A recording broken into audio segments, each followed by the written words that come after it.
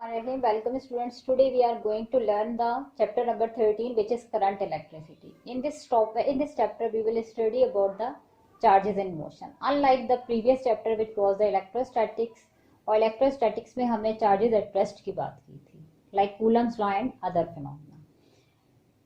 But in this chapter we will study about the current or charges in motion. Basically, most practical applications of electricity involve charges in motion or the electric current. And our daily appliances like bulb, computers, air conditioners and fans need electricity for their proper functioning. So we can say that most of the devices in the industry and in our homes operate with current. But the question arises here, what does the meaning of the electric current? Basically, electric current is caused by the motion of the flow of charges or motion of the electric current. So we can define the electric current as rate of flow of charge is called the electric current. यानी electric current rate of flow of charge को हम कहते हैं. For example, if we have a net charge delta Q passes through any cross section of a conductor in time delta T, then this is called the electric current. This is represented with I. The SI unit of a current is 1 ampere, which is equal to the 1 coulomb divided by 1 second. यानी delta Q charge 1 coulomb के बराबर होता है, time 1 second के बराबर होता है. तो 1 ampere is equal to 1 coulomb divide by 1 second के बराबर हो सकता है. और हम ये कहते हैं कि it is a current due to the flow of charge at the rate of 1 coulomb per second is equal to the 1 ampere.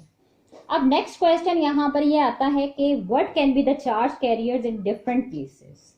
Motion of electric charge which causes an electric current is due to the flow of the charge carriers. In different cases, the charge carriers can be different. Like when we talk about the metallic conductor, जो कि हमारे इस chapter का main focus होगा, कि metallic conductor में हम ये कहते हैं कि जो चार्ज कैरियर्स हैं वो इलेक्ट्रॉन्स होते हैं. Similarly if we talk about the electrolytes, तो इलेक्ट्रोलाइट्स में हम पॉजिटिव और नेगेटिव आइंस को चार्ज कैरियर्स कंसिडर करते हैं.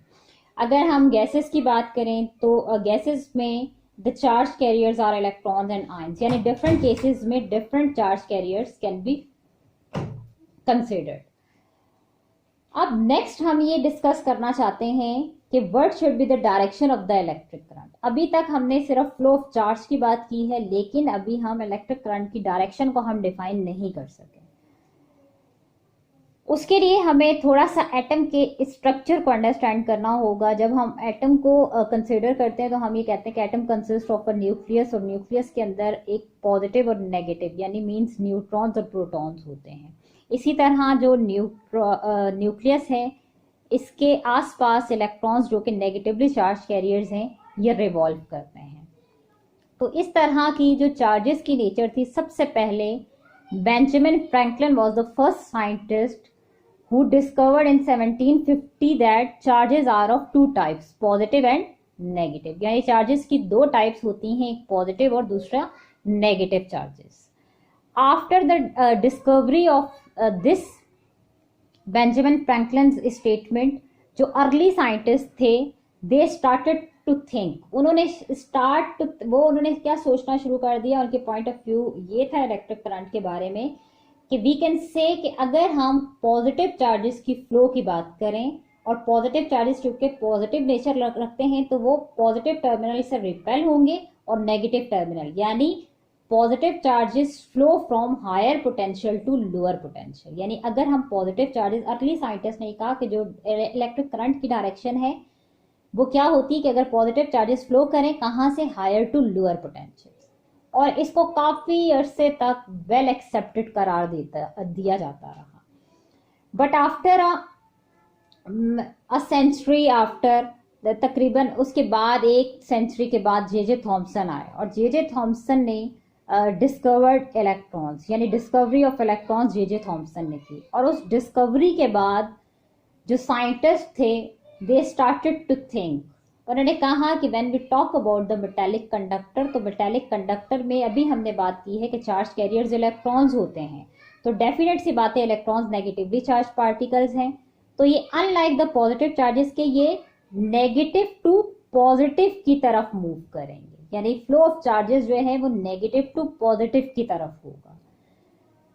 तो क्या था कि अर्ली साइंटिस्ट ने हायर पोटेंशियल से लोअर पोटेंशियल और पॉजिटिव चार्जेस की बात की, जबकि जे थॉमसन की डिस्कवरी के बाद साइंटिस्ट ने कहा कि इलेक्ट्रॉन्स जो है वो मेटालिक कंडक्टर में नेगेटिव टू पॉजिटिव की तरफ मूव करते हैं।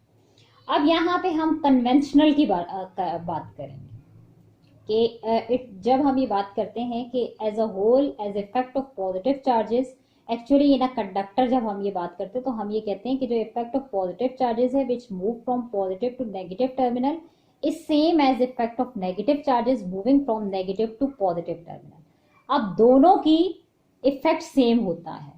तो चूंकि जो फर्स्ट वाली जो थ्योरी थी उसको बहुत सारे लोगों ने एक्सेप्ट किया, तो बाद में एज अ कन्वेंशनल करंट के हम ये समझते हैं, हमें ये बात पता है कि जितने एक कंडक्टर के अंदर पॉजिटिव चार्जेस होते हैं उतने ही नेगेटिव चार्जेस होते हैं। तो जब हम कन्वेंशनल करंट की बात करें तो अभी भी वेल एक्सेप्टेड थ्योरी ये है कि जो कन्वेंशनल यानी रस्मी करंट है कि वो पॉजिटिव चार्जेस फ्लो करते हैं from higher to lower potential.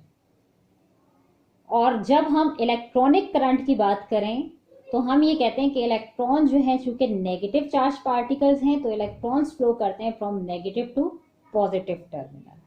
तो एक्चुअली हमारे पास क्या होता है कि अब हम जब भी कन्वेंशनल करंट को लेते हैं तो चूंकि हम ये कहते हैं कि नंबर ऑफ पॉजिटिव और नेगेटिव जो है चार्जेस आपस में बराबर हैं, तो सिर्फ हम कन्वेंशनल जब ये लेते हैं यानी रस्मन हम ये कहते हैं कि चूंकि दोनों तो बराबर हैं, हालांकि हमने ये कन्वेंशनल ये कंसिडर किया है कि जितने नंबर ऑफ पॉजिटिव है उतने ही नंबर ऑफ नेगेटिव है और इलेक्ट्रॉन्स नेगेटिव से पॉजिटिव मूव कर सकते हैं, लेकिन अभी हम इसको फ्लो ऑफ इलेक्ट्रॉन्स का नाम देते हैं।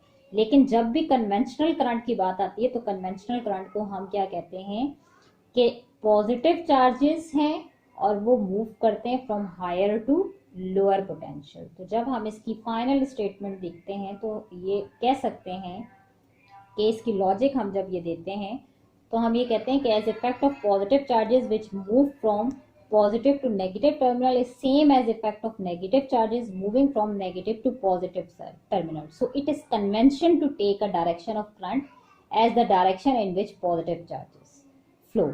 यानी ये सिर्फ हमारे पास एक रस्म है, एक कन्वेंशन है कि हम वो ही डायरेक्शन अडॉप्ट करते हैं कि जिस डायरेक्शन में पॉजिटिव चार्जेस जाते हैं। यानी इफ समवन सेज यू कि what is the direction of the conventional current, तो आप कह सकते हैं कि जो पॉजिटिव चार्जेस हायर पोटेंशियल से लोअर पोटेंशियल की तरफ जाते हैं, this is the direction of the conventional current. लेकिन अगर हम फ्लो ऑफ इलेक्ट्रॉन्स यानी इलेक्ट्रॉनिक करंट की बात करें तो इलेक्ट्रॉन्स नेगेटिव चार्ज पार्टिकल्स हैं, तो इलेक्ट्रॉन मूव करेंगे from lower terminal to the positive terminal.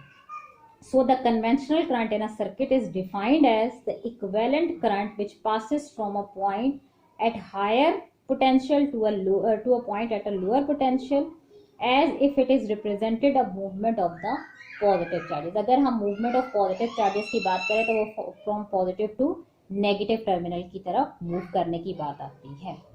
Thank you।